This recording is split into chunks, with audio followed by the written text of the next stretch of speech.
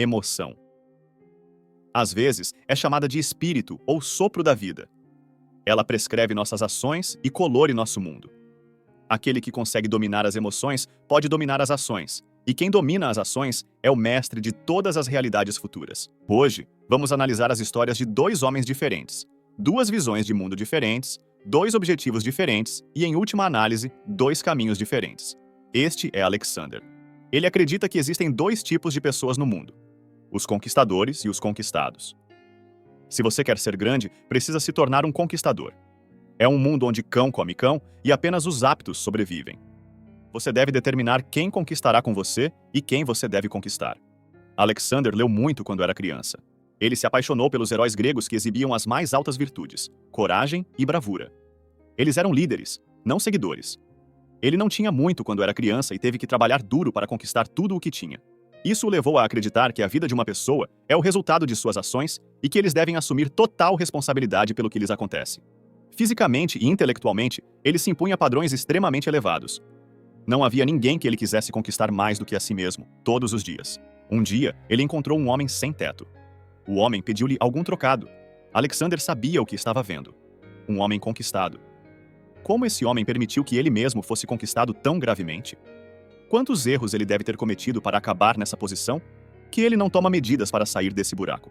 Em vez disso, ele está escolhendo o caminho mais fácil. Ele está tentando tirar daqueles que trabalharam duro pelo que têm. Aqueles que tomaram boas decisões não devem ser punidos por aqueles que tomaram decisões ruins. Alexander sabia que, se o homem quisesse comer, precisaria aprender a pescar e não ter peixe dado a ele. Ele ficou enfurecido com a fraqueza do homem. Esse homem não receberá um centavo meu, ele pensou consigo mesmo.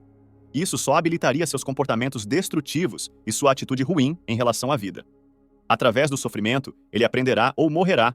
É assim que o mundo funciona. Este é Joseph. Ele acredita que existem dois tipos de pessoas no mundo: aqueles que podem ajudar e aqueles que precisam de ajuda. Seu pai ensinou a ele que o maior bem é servir aqueles que não têm nada e elevá-los. A vida é difícil, e aqueles que têm devem servir aqueles que não têm.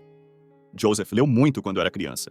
Ele se apaixonou por diversos líderes espirituais que amavam a todos e viviam para servir. Ele cresceu bastante bem de vida e sempre se sentiu em dívida com aqueles que não tinham. Ele se sentia sortudo por ter tudo o que tinha. Um dia, ele encontrou um homem sem teto. O homem pediu-lhe algum trocado. Joseph sabia o que estava vendo. Um homem completamente desamparado. Esse homem tinha sido abandonado pela sociedade. Joseph sentiu vontade de chorar. Imagine o quanto falhamos como sociedade para deixar alguém chegar a esse ponto, ele pensou consigo mesmo. A vida é tão difícil e cheia de sofrimento e baseada na sorte que qualquer um de nós poderia acabar na posição dele. Ele pegou todo o dinheiro que tinha no bolso e entregou ao homem. E assim, ambas as histórias terminam aqui. Ambos os homens tinham visões de mundo únicas moldadas por suas experiências passadas. Ambos perceberam o mesmo homem de maneira diferente. Onde um viu um homem fraco, o outro viu um homem abandonado. Suas percepções os levaram a sentir emoções diferentes. Suas emoções foram fortemente afetadas pelo que achavam que estavam vendo. Na realidade, ambos os homens não sabiam nada sobre o homem sem teto e não tinham ideia do que o levou àquela posição. Isso muitas vezes acontece na vida real. Desde jovens, ambos os homens estavam cercados por uma estrutura invisível referida como cultura ou ambiente. O conhecimento que adquiriram dessa estrutura permitiu-lhes navegar pelo mundo. Alex cresceu em uma estrutura de responsabilidade pessoal, de força e fraqueza. Ele só consegue ver as pessoas dessa forma. É tudo o que ele sabe. Joseph cresceu em uma estrutura de responsabilidade coletiva, dos necessitados e dos afortunados. Ele só consegue ver as pessoas dessa forma. É tudo o que ele sabe. Para ambos os homens, as emoções são ferramentas. No mundo de Alex, a raiva é uma ferramenta útil que o permite ficar forte. Seu ideal mais alto. No mundo de Joseph, a compaixão é uma ferramenta útil que o permite ser um doador. Seu ideal mais alto. Pode-se perguntar se eles pudessem mudar a estrutura invisível que os cerca. Se eles mudassem os livros que liam ou a família que tinham, eles perceberiam o mundo de forma diferente? Se eles percebessem o mundo de forma diferente, eles sentiriam de forma diferente? O mestre das emoções, então, é aquele que pode alterar a estrutura invisível ao seu redor. Isso permite que eles reúnam um conjunto diversificado de conceitos que lhes permite ver o mesmo cenário de maneiras diferentes. Eles não seriam nem Alexander, nem Joseph. Eles seriam ambos. Eles poderiam se tornar um ou outro, dependendo das circunstâncias. Dê uma olhada nesta imagem. Que formas você vê? Você provavelmente diria um monte de círculos de 3/4 e um quadrado. Tecnicamente, na verdade, não há um quadrado ali. É apenas um subproduto de como os círculos de 3/4 estão dispostos. Mas isso não muda o fato de que você sempre verá isso na imagem, porque está familiarizado com o conceito de um quadrado. Se você nunca aprendeu o que é um quadrado, nunca o veria na imagem. Há uma camada de significado escondida no espaço negativo. O domínio emocional é sobre perceber múltiplas camadas de significado no espaço negativo da vida. É sobre ver todas as realidades potenciais que poderiam existir. É sobre olhar para um homem sem teto e ver que sua posição poderia ser um subproduto de suas decisões pessoais ou do fracasso cultural. O que não estou dizendo é que esses homens podem pensar pensamentos diferentes e mudar suas emoções no momento. Mas eles podem experimentar uma visão de mundo diferente agora, para que vejam de forma diferente no futuro.